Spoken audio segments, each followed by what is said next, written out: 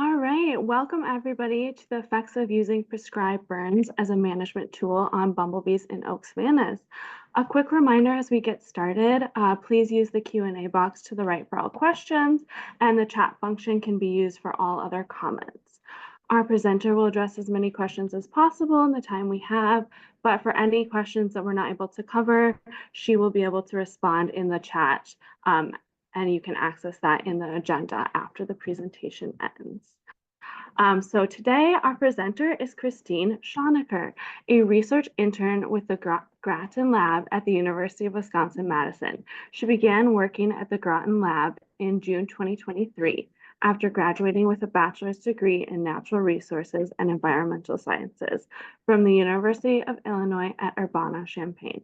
This past summer, she led the field work for a project initiated by Dr. Genevieve Pujasic and Dr. Claudio Grattan, studying bumblebees in oak savannas. With her introduction out of the way, Kristine, go ahead and take it away. Hello, thank you so much for that wonderful introduction. So I'm Kristine Shoenecker. I'm a research intern with the Grattan Lab right now at the University of Wisconsin-Madison. And today I'm going to talk to you a bit about the fieldwork that I have gotten to work on this past summer and some of my preliminary results from that study. And it does focus on using prescribed burns in oak savannas and the general question of how does that impact our bumblebees? So first, I just want to start with some acknowledgements, especially to Drs. Claudio Grattan and Dr. Genevieve Pujasic, who are the ones who initiated this project. So Jenny, Dr. Pujasic, actually started this project back in the summer of 2022. And this past year, I was able to come on board and help round out with the final field season of collecting data. And then none of this project would have really been possible without the help of so many technicians that came out to the field with me, for all of the landowners and land stewards that allowed me to access their properties and do site visits. And then with our different funding sources, such as New Zone in the Kickapoo Valley and the Great Lakes Restoration Initiative. So just a brief outline of what I am going to be talking to you all about today, just kind of like a quick introduction into insect declines and kind of what the thought process was in establishing this project. The project itself, so especially what I did and my technicians did this past summer, and I like to call that fieldwork fun because it was a lot of fun. And then I just kind of want to round it out with some of those preliminary results. I'm still working through some of my data analysis. And then lastly, just some ways to get involved. So yeah, so I'm sure all of you are kind of familiar with the thread of insect declines. And any, if you just Google it, you can see, you get a million headlines that appear of what's happening to our insects, what's happening to our pollinators. And it kind of looks pretty bad right now. And some prior research has come out saying that we have seen about a 1% to 2% annual decline in population abundances over the past couple of decades, which is pretty alarming. And so some of the importance of our insects and our pollinators comes really into play and is really affected by these declines, because when we look at our crops, almost 3/4 of them are reliant on insect population, and almost 90% of our wildflowering plants depend on animal pollinators, including pollinators such as bumblebees, which I'm really excited to talk to you about today. And so as we dive in more specifically into bumblebees and those beautiful little pollinators, I just kind of wanted to give a brief introduction, especially because from my experience this year, this is my first time working with bumblebees. So it was a whole new world for me to learn about them. And I was just kind of awestruck by just how many species there are out there. So approximately around the world, we see that there's about 250 bumblebee species, and about 46 of those species occur across the United States. And what's super cool is that in Wisconsin, we have roughly 20 species. So on this slide here, I put some of the more common ones that we might see. I have a couple that aren't shown because of how rare they are. But I want to draw your attention really quickly to the rusty patch bumblebee, which is exciting because that's an endangered species that we commonly see in Wisconsin. But as we keep talking about pollinator declines and bumblebee declines, I kind of want to get into the why of what's happening here. So just bumblebee declines in general, about 26% or 12 out of the 46 species that we have in the United States are currently threatened and declining. And we actually have two bumblebee species that are listed on the Endangered Species Act. So one is our rusty patch bumblebee, which actually occurs in Wisconsin, and the other one, Franklin's bumblebee, does not occur in Wisconsin, is more found in Western states. But why are these declines occurring? And there's a whole slew of different factors involved in why we have less bumblebees out now than we have had in the past. So some of those might be pesticide use coming in, and you're spraying to control other pests and other insects or non-pollinator species, but those pesticides can still negatively impact our beneficial insects, and they're not as specific, like they're a very indiscriminate effect on the environment. There's different pathogens and diseases that are also hurting our bumblebees right now. Climate change in general is causing a lot of issues in regards to things like phenological mismatch. And then today, kind of what I'm going to be focusing on more as a driver for bumblebee declines comes into habitat loss. So a lot of our prime bumblebee habitats have kind of been converted into residential land, to agricultural land. And so as I've kind of like built up to earlier, when we look at rusty patch bumblebee, there's a map from the US Fish and Wildlife Service that shows a lot of the high potential zones for rusty patch to occur. And if you look at this map in the lower left hand, you can see there's two kind of big population areas. This one kind of out on the east, but then if you zoom in, like you're really likely to see rusty patch bumblebees in southern and central Wisconsin. So that puts us in a really unique position to kind of serve as a stronghold for this species that's used to have a range that was across like the entirety of the eastern United States and is now really constricted to these two areas. But what do these habitats look like? And I know we're the prairie enthusiast here, but all these habitats are not just prairies. And so right now there's kind of been an understudied component of what bumblebee habitats look like and how important other different habitats might be for our bumblebees, such as forests and woodlands and savannas. So even in our research group at the Kristine Lab, shout out to Jeremy and Jade who are in this paper. There's been a growing body of research kind of like looking into like how can these other habitats help support our pollinators and help support our bumblebees. And so I kind of want to talk about what ways in which these woodlands and savannas can provide those habitats. So just kind of to break down some of the terminology I might be using really quickly, we have our queens. Like in our bumblebee colony, we have an annual life cycle. So the one establishing a new colony each year is the queen, and she's the one that's laying eggs. She finds the nest, builds it out. And then she also, once she starts laying eggs and those start hatching and developing, you'll get workers, which are females, that'll go out and forage and help provision the nest. And then later on in the summer, you'll have drones. And those are the males, and they're the ones who are going to breed with new queens for next year's life cycle. And something really cool about bumblebees in general is that they exist on an annual life cycle. So unlike honeybees that have multi-year hives and colonies, bumblebee colony only lasts that one summer. So you'll have your queen, she'll come out, she'll find her nest, she'll provision it. By the end of that summer, that queen will die, all those workers will die, the drones will die, and the only ones that will survive on from that colony are new queens that are produced at the end of the year. And those new queens will go out and they will find overwintering habitats where they might survive the winter and then come out next spring. So when we see those new queens coming out in the spring, if they're in these woodlands, in these savannas foraging, one thing that is very helpful for them are spring ephemerals, such as like Dutchman's breeches. So they go and they're looking for these sources to kind of give them the energy to help provision that nest. So they're looking for pollen, they're looking for nectar. Then as we kind of move on into the early summer and late summer, fall, those nests will start getting established, their populations will start going up because you'll have that queen like laying eggs, those eggs will be hatching, you'll have new workers kind of starting to enter out and forage off of other flowers that are present in these landscapes. And that continues on into the late summer and fall.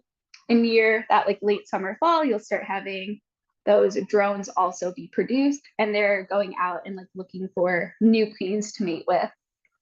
And then near the end of that, you see in winter, our woodlands can provide a lot of like refugia. So if you look at this diagram here, there's like a little new queen, and the image kind of represents like she went out and she was finding a space where she could like maybe burrow into like a little hole under some leaves, and then that's going to protect her throughout the winter. So then next spring, once it starts warming up, she can, you know, wake up and start provisioning for her own colony.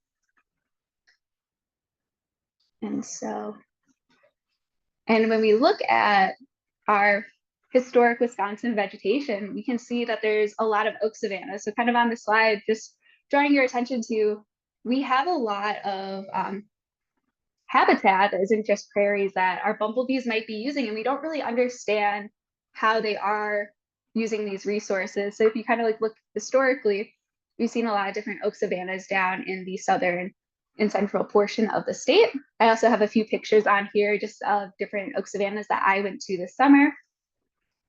And these oak savannas are really, really cool communities. They're quite complex. So compared to just like a prairie where it's very open and you have like all the sunlight, or a very wooded forested region, you kind of have a mixture of open canopy cover. So you can get a lot of light that hits the forest floor and kind of provides for unique plants and flowering species. But as we've kind of like this historic map have seen, sadly, that's not so much the case anymore. So a lot of our oak savannas have been degraded. They've become more wooded, they've been removed. And right now there's been a big push to bring back those oak savannas through management. And one of the ways that we help manage oak savannas and try to restore them to what they used to be is by using prescribed burns as a management tool. And so prescribed burning kind of like brings back indigenous land maintenance practices that were used by First Nation communities that were present in Wisconsin. But what Dr. Pujasic and I were wondering is that these burns usually occur in the spring. So when they occur, that's when our new queens are coming out from overwintering, and they're looking for a place where they want to find a nest, like where they want to establish their colony. And so we were wondering if, like, does that burning dissuade them from using these habitats? Does it give them a signal in some way where they're like, oh, this is not where I want to be, and they go somewhere else? Are they negatively harmed or dissuaded from using the landscape because of this burning and management tool? So when this project was thought up, there's a lot on the slide, but we'll break it down. There were two main questions. So this first one up here was, how do managed spring burns influence queen activity? And so Dr. Pujasic initially predicted that in our burned areas, we're going to see fewer nest searching queens compared to unburned areas, and also fewer foraging queens compared to unburned areas. And our thought process initially was that maybe when these burns occur, they're wiping out the resources that are in the area. The bees are waking up, they're seeing this, and they're like, hey, maybe I need to go somewhere else. And so also building on that question, extending it later on into the summer when we see more workers, the thought was, okay, if there are less queens in these burned areas, maybe there's less workers because there's less colonies that are nearby. And so the prediction was that there are fewer foraging workers found in burned versus unburned areas. And these are kind of the questions that helped us frame our research study that's been going on since 2022. And so how do we answer those questions? And the key is doing lots and lots of surveys. So on this slide, I have some pictures. Shout out to all of my technicians that are pictured in these photos, because this work would not have been possible without their help. And tracking through a lot of like prickly brambles to help me net bumblebees this summer. And so I kind of want to give you guys a quick kind of like rundown of what my field work looks like over the summer and how it was structured so that we could help answer those questions that I posed earlier. So this past summer, I had a total of 27 field sites throughout southern Wisconsin. So this is kind of just a blown up image from Google Earth, just showing the spread of sites I had. A lot of them were around Madison, a few were kind of in between Madison and the Milwaukee area, and then I had a few more like up north. And an ideal site setup was having a paired burned and unburned parcel. So on here you can see, this is an example of one of my field sites, which was Fescue County Park. And so there were two areas, one of Oak Savanna that was burned and another that was unburned. And when I was at these Oak Savannas, what I would do is walk 100-meter transects. And if there was enough space in the burned parcel, I would walk 2 of those transects. So in this image up here, my arrow is kind of showing just an example of like, I would pick a random location and then my technician and I would walk that 100 meters. And this is definitely like an ideal site setup. Not all of my sites that I visited had paired burned and unburned parcels. Some of them were completely burned, some were left unburned entirely.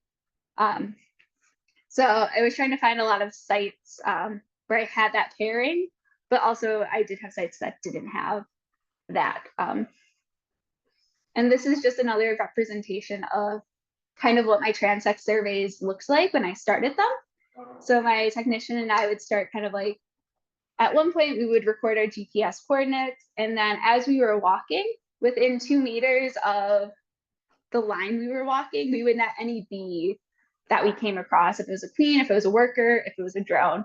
And we would do that over a period of 20 minutes and a walk of approximately 100 meters. If there were any bumblebees that were outside of that 2-meter space, we did not net them. And once we netted our bees, we went to work identifying them. So on here, I just have a slide of a lot of those fun fieldwork photos of catching bees, putting them in vials, and then identifying them. And after they were identified, we'd let them warm up on our clipboards. So you can kind of see in this one photo, we have a little bee that is kind of like sunning herself so that she can fly away after being chilled for a little bit so that we could get a picture and identify her to species. Also, when we did our surveys, there is paired floral data. So you can kind of see in the upper right corner on this slide, every time I, after doing that 100-meter transect, my technician and I would go to the start of that transect. And as we walked, we would do, every 10 meters, we would drop a quadrat and we would take note of any flowering species in that quadrat and just kind of like the vegetative cover. And so hopefully like later on we can do some more floral and species comparisons. But now getting into the really fun part of breaking down what we saw over the summer. So at the end of it all, my technicians and I had done about 230 transect surveys, and this occurred between May, when we were looking more predominantly at queens as they were emerging, all the way up until August. And we saw over 600 bees, and that includes our queens, workers, drones in 2024. And we saw about 9 different species. And something like really, really fun here that I want to tell you all about, the moment that felt like winning the lottery to me, we actually found at one of our study sites this year a rusty patch bumblebee nest. And you can see in this upper right photo, that's actually a picture of where that nest was. And there's a worker, and it's kind of hard to see in the photo, but there is a little hole there, like a rodent hole, because usually bumblebees will use like old rodent holes to establish their nests. And it was there, and you got to see like the bees coming in and out, and it was absolutely incredible. And then actually, we were fortunate enough to have rusty patch sightings at about 6 of our sites in total, which is super incredible. And our top 3 bumblebee species were the common eastern, the 2-spotted, and the red-belted bumblebee. And this is just kind of another visualization of all of the different bee species that we saw throughout the summer, the spring and summer. And I do want to draw attention that there is a good chunk of unknown observations. I don't know how many of you have like netted bumblebees, but sometimes they can be quite tricky. So the unknowns do come into play of like when you try to swing your net and catch a bee and somehow they escape you and they fly off before you can get them. So I didn't know bumblebees could be that tricky to net, but I quickly discovered that over this summer. And so kind of bringing it back to what our research questions were here, that first one I talked about is that we were interested in how spring burns influence our queen activity. So the prediction for nest searching queens was that we would see fewer nest searching queens in areas that were burned versus unburned. But our result really ended up being that we didn't see a significant effect or really any effect between 2022 and 2024. So in this graph over here on the right-hand side, we have our 2 years broken down. Unfortunately, there were no queen surveys done in 2023, so we can only compare between what we had in 2022 and 2024. And between those years, there's really not much of a difference in how many queens we saw per transect, or like the counts of queens we saw. And there's not really a significant variation between the burned and unburned sites. And when we look at our foraging queens that were found, that initial prediction was how would it affect foraging queens, and predicting that there would be fewer foraging queens in burned versus unburned areas. There was also no consistent effect, but not because there wasn't an effect, but because the effect we saw actually seemed to flip-flop between the years. So if you look on the right, we have our counts of foraging queens on our y-axis, and then our burned versus unburned years. And in yellow, you can see 2022. And it does look like in a burned parcel, you were actually more likely to see a foraging queen compared to the unburned parcel. But then in 2024, we had the opposite trend occur, where you were actually more likely to see a foraging queen in an unburned parcel versus a burned parcel. So that's a pretty interesting result, but it's not really consistent of like, is burning negatively impacting them or not. And then looking into our prediction of spring burns affecting foraging workers, and how we had predicted that there would be fewer foraging workers in burned versus unburned areas, we saw no evidence that our workers would be more or less abundant in burned versus unburned parcels. But interestingly, in 2022 and 2024, we saw roughly similar numbers of workers in our sites. But then in 2023, like a very interesting year, like we saw a much greater number of workers. So there might be a potential year effect going on, but I'm not entirely sure what's happening. But there was no difference between our burned and unburned parcels and how many bumblebees you saw on your transect survey. And so I kind of like went through my presentation like really quickly, but to get back into some of our takeaways, right now from this like preliminary data, I don't really like, there doesn't seem to be a major impact of burning on our bumblebees. So if you're managing your property and you're burning, right now it kind of looks like that's not really gonna dissuade the bumblebees from using that landscape one way or another. And right now, those results I presented to you all were very like preliminary. So there's a couple things I want to do into the future to kind of maybe tease apart some more, some smaller trends that might be occurring in the data. So one of those options and things I want to investigate further is looking at burn history across years and putting that into my analysis somehow. So right now, when I analyze this data, I was just looking at what is the effect of the burn in that year. So when it's burned in 2024, what is that doing and how is that impacting our bumblebees? But I think it would be pretty interesting, for example, to look at the past 5 years and compare how many burns occurred at each site. Do sites that have more burns that occurred over the last 5 years, like do you see differences and how the bumblebees respond. I also kind of mentioned I have floral data. So I'm hoping to incorporate floral trends into my analysis and see if that might have any impact on our bumblebees. And then also all of the data that I showed you today and those results, that was an aggregation of all of the individuals I saw of every species.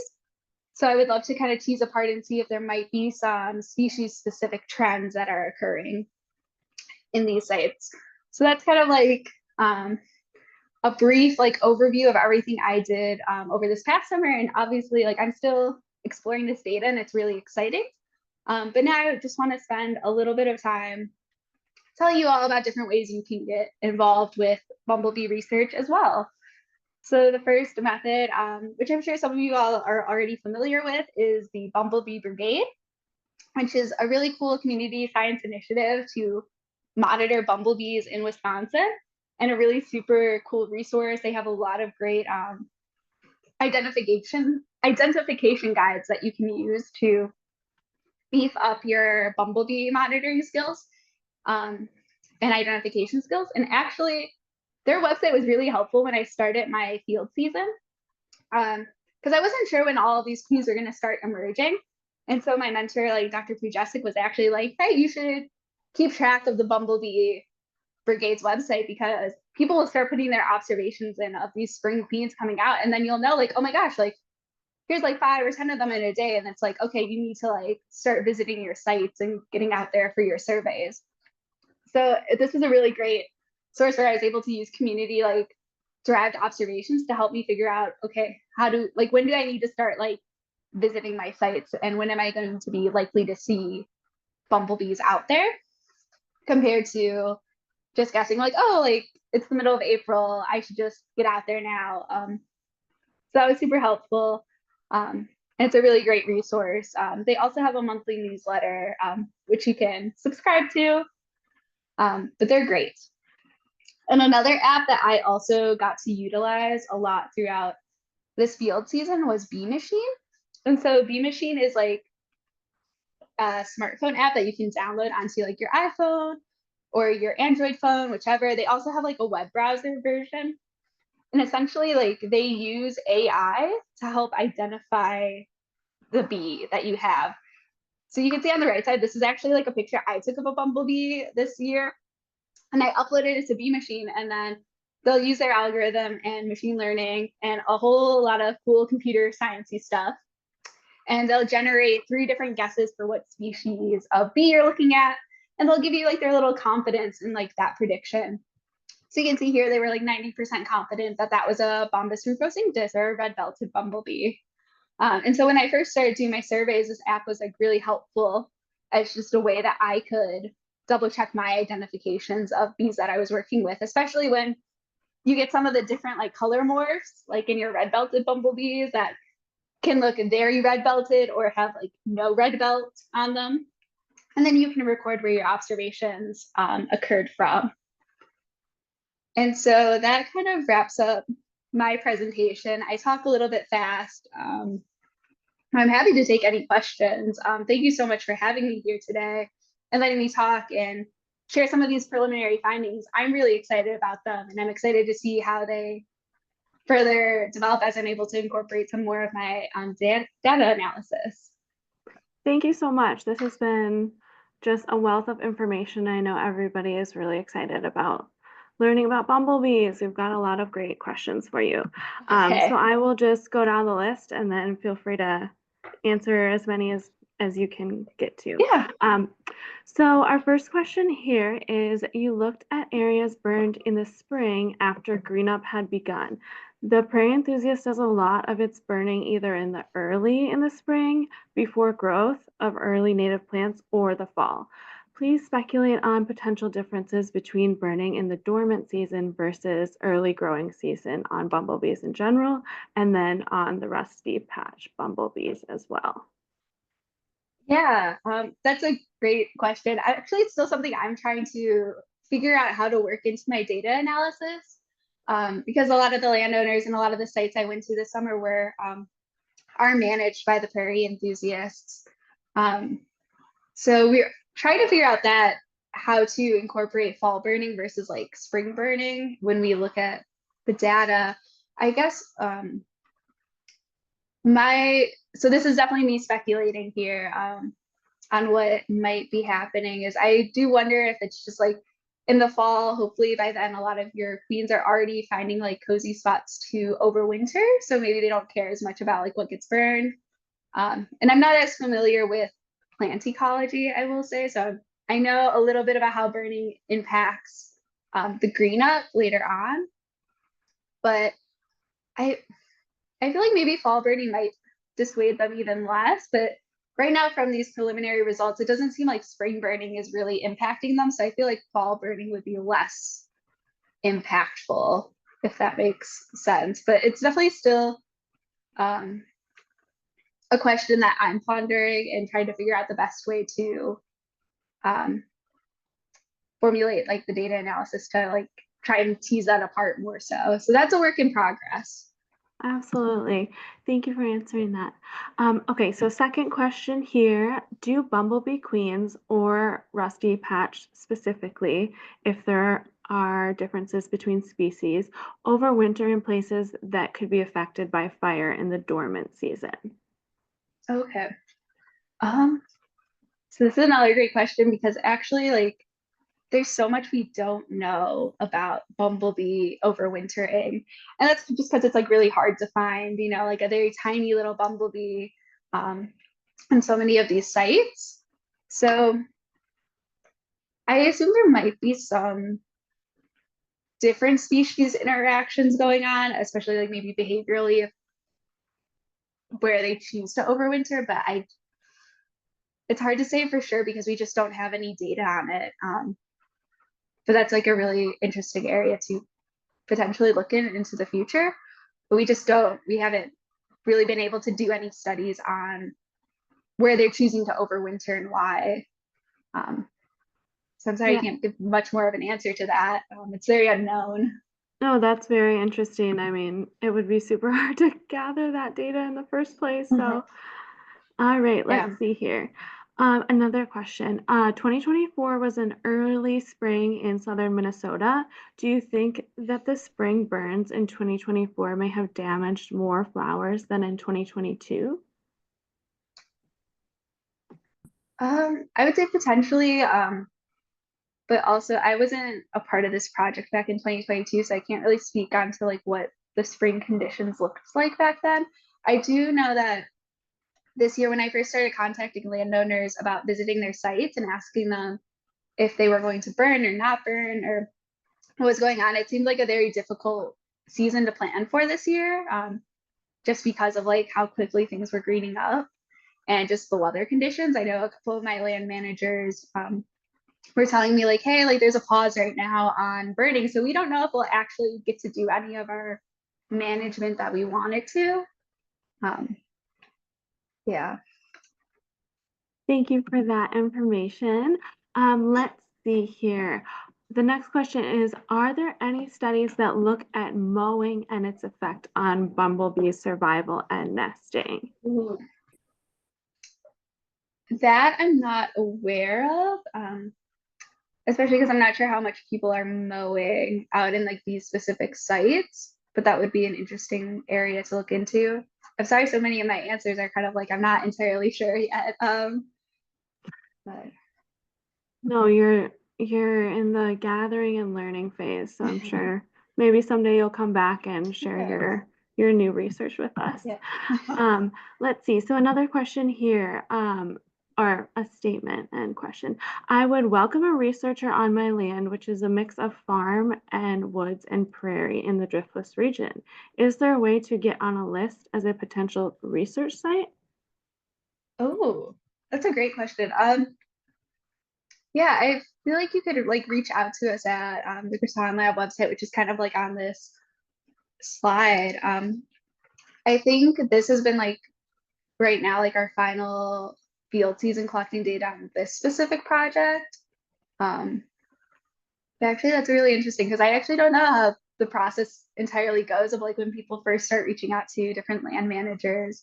But I think it's pretty like just like sending an email of like, hey, I'm interested in this. Like, um, is there someone I can connect to who would love to come out to my site? So I think sending an email is probably the best way to just get to know people and start networking to maybe set up site visits. Absolutely. Alrighty, another question here. Did you look at floral resources in burned and unburned units and whether there was a relationship between burning and flowers? Yes. So also this summer, I kind of like briefly went over it because I haven't like delved like too deeply into the data I have right now.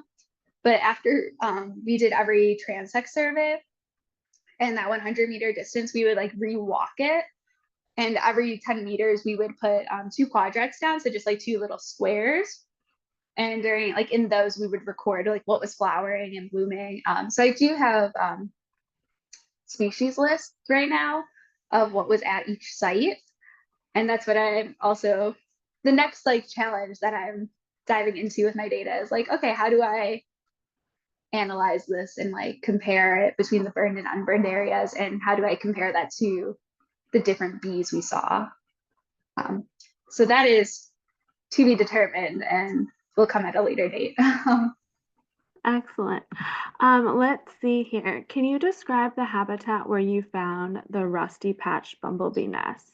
Okay, yeah. So where my technician and I found it was this oak savanna that had been restored. I believe it used to be like a farm dump. Like this was the first time I heard that term. So it was like very transitional, and it's actually a site that was managed by the prairie enthusiasts as well. So shout out to you guys. You have rusty patch bumblebees like nesting on your properties, which is so cool. And so the specific area it was in, you kind of had some oak trees. There was still a lot of opening in the canopy, and then it kind of transitioned into more of a prairie. And what I think is just like so, I feel like this nest wanted to be found because there was like a dead like oak tree stump that was like right next to it, and it was like the only one there, so it felt like a signpost of like right here, this is where you need to look, like there are bees right here. And then that bumblebee nest was in an old rodent hole. So I don't know if I went into a ton of detail on like what bumblebees use for nesting, but what I've learned this year is that they actually like kind of using old like rodent holes a lot. So there were actually like 2 different like little entrances to this nest. And so it was underground, but it was a pretty like grassy area, and it just seemed like a very ideal, like to me it felt like a very pretty oak savanna out of like all the ones that I've visited. I'm like, oh, this like when you say oak savanna, this is like what comes to mind. Because I know in the past couple of years, there haven't been too many other rusty patch bumblebee nests found. But when I was talking to some of the leads on those nests, they were like, yeah, they're just like in really weird areas and like tucked into a lot of like very like brambly like shrubs and whatnot. So it's like very like they just wanted to cooperate with you this year, I guess, that they're in like this very easily accessible area. That's amazing. I'm so glad that you were Yeah. visiting our sites for some of your Yeah. data collection. That's so cool. Yeah. And there was a lot of Joe Pye weed at that site in Minarda. And they were using it like crazy. Like it was so cool, like walking through, and they were just like foraging at it all. And I something I guess I didn't get to talk about too much that I am curious about. So the site where I did find this rusty patch nest at first, my very first visit to the site was in June, and I saw no bumblebees. Like no one was out, and I was just like, oh, like what's going on here? And then it was in August when I actually found this nest. So one of the things that's like hard with like research like this is like how many surveys do you need to do at each site to get like a full picture of what's going on, and like trying to balance that between just how many sites you do have to visit um, and just how quickly things can change at each site. Yeah, I can imagine that would be, I mean, how would you choose? It's a lot of sites and a lot of places you could study data. Let's see. So another few questions here. You've already touched on this a little bit, but there was a question at an earlier session on back burning in oak savannas. Would the temperature and or speed of the fire have an impact on bumblebees? Oh, That's a great question. Truthfully, I'm not super familiar with like the actual process of burning these sites. I was lucky enough to get to go out and help at one of my field sites this year and kind of see the process. Um, and I did notice at that site, I did see like a couple bumblebees flying around, but it seemed like they were able to like get away from the site. I don't really know how to answer that because I'm not familiar enough with like the logistics of like how fast a burn should go and like how hot they get. No problem. All right, so let's see. Are there better or worse times of the day to observe bumblebees? Definitely. So I kind of noticed like over the summer, like it doesn't seem like bumblebees like to be out when it's super hot out. And I think that makes sense because like they're a bigger bee compared to like a honeybee or your sweat bees. So they're a little bit bigger. So they're already going to be kind of like warmer. So if it's really hot, like it's easier for them to kind of get like overheated. Um, so I don't think that like when the temperatures are like super, super hot, like in the middle of the day, middle of the afternoon, they also don't really like being out when it's like raining. Like a few drops here and there doesn't seem to perturb them as much as like if it starts like drizzling a bit more.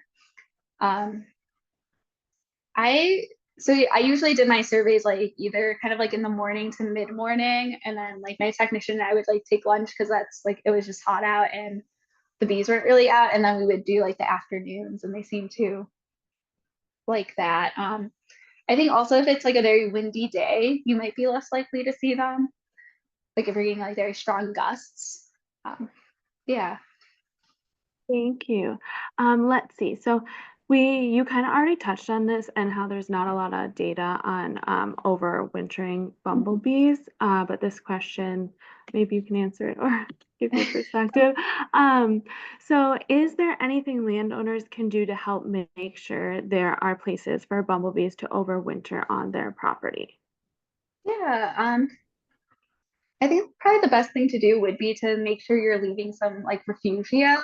So like if you're burning in the fall, maybe making sure that there's like some leaf piles and like whatnot that are still like that aren't getting like raked up and disposed of or getting burned like in those fires, so that if there are bees still like looking for nesting areas, they might be able to use those. I think the thought is that they can use some of those leaf piles. Maybe they're also using old burrows again, which that's probably a bit harder and probably definitely like more fire resistant if it's just like a little hole underground. Yeah, I would just say like making sure you're not just like raking up like everything and leaving some of that refugia if you're doing a burn. Wonderful. Thank you so much. Let's see. How would the average person tell the queens, workers, and drones apart? Yes. Okay. Cool. That's a great question. So your queens are going to be like bigger than your workers or drones because they're reproductively active. So their abdomens are also a little bit more like rounded, which that sounds like a really like hard description. Like it took me a while of like seeing queens like in person to be like, oh, this is what you mean when it's like, oh, their abdomens are a bit rounder than a worker or drone. And so they're a bit bigger. Usually you're not going to see them as much like during the middle of your summer. Like you're likely to see them like in the spring because that's like when they're coming out and they're looking for a nest. But once they like establish that nest, they'll be laying eggs in there. So you're not going to be seeing those queens as much, except for then at the end of the summer where you have new queens getting produced and coming out. And then your workers and just like queens in general too. So like only female bumblebees will collect pollen. So if you see a bee and it has like a pollen basket, like and it has pollen on its like little hind legs, like that's a female because the drones don't have that. And oh, this is like one of my favorite ways to tell some of the drones apart. There's also some like species specific like dimorphisms going on. But if you look at like a brown belted bumblebee and a drone, they have like very round eyes. And typically the drones have like more rounded and kind of like, for lack of a better word, like bug-eyed appearances. So like if you think of like almost like a cartoon like drawing of a bee and like the eyes just like kind of like massive and gigantic, drones are more likely to have that than females, which is kind of like a silly little descriptor. But then you see like once you see a brown belted drone, they'll like you'll know that it's a drone because of like how big its eyes are, and they're just so much bigger than a female. And sometimes you can also tell apart your workers and females from drones behaviorally. So with like the brown belted bumblebee, for instance, a lot of the males will do this thing called perching. So they'll kind of be on like a high piece of vegetation and they'll just like lightly land on it, and they're just kind of like scanning the area around them. And they'll also do another like patrolling behavior where they're just like flying in circles like around you. That's pretty different from our workers who are like, yeah, I have a job to do. Like I'm getting pollen, I'm getting nectar. Like I don't know what you're doing over there, but I have my mission. And then there are some different like bumblebee species where the males have like yellow on their face compared to like the workers and queens that don't. And then to get like really into the weeds, there's also a difference in the antennal length on your female versus your male bumblebees, where males have a couple extra like antennal segments. And there's also a difference in like the number of abdominal segments, but that can be really hard to count if you're just watching them fly around. But those are some tips. That's amazing. I would hope to be able to identify one day or each of them, but who knows? Let's see. I think we have one more question here, and it is, are there specific niches for bumblebee pollination versus other pollinators, or is there overlap? Yeah, so that's a great question. I know in particular, like bumblebees are pretty cool, and they're like different from honeybees because they can do this thing called buzz pollination. So it's kind of like their little body is like vibrating as they're getting like pollen. And that I know for like cranberries, so this is going into like a much more like managed system that's like really important for them. And there are some other crops that benefit highly from buzz pollination. And I think tomatoes are one of those other crops. So yeah, they definitely have like their own little niche. And then I think some bumblebees can be more generalist than others on like what they'll forage on. But yeah, so they do have like a little spot that does kind of separate them out from some of our other pollinators. That's amazing. Well, that is the end of our questions. Thank you so much for your time and presenting all of this really exciting research. Hopefully more questions will come in for the folks that weren't able to watch live, so you might get some more in the chat after this. But thank you so much, everyone, for joining us. And thank you so much for your time, Kristine. It was very illuminating. I know myself, I learned a lot, and I'm sure everybody else did too. So we have sessions, our next presentation's at 3:30. So hopefully people will join for that as well. Thank you so much. Yes, thank you so much for having me. Thanks.